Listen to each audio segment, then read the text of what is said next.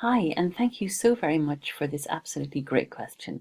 And the question is, what do you do when you bury a statue of Saint Joseph and of course the house sells, but for some reason or another, you never get to unearth the statue?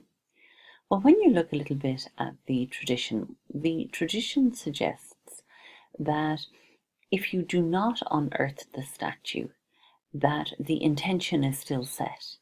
And therefore, that means that that particular house is still, as such, energetically for sale.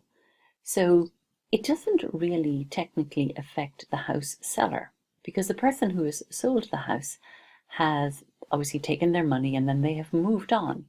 So the person it really affects is the person who buys the house. So I guess that leaves people with two choices. One, they could do nothing, but I guess that's not the most honorable thing to do.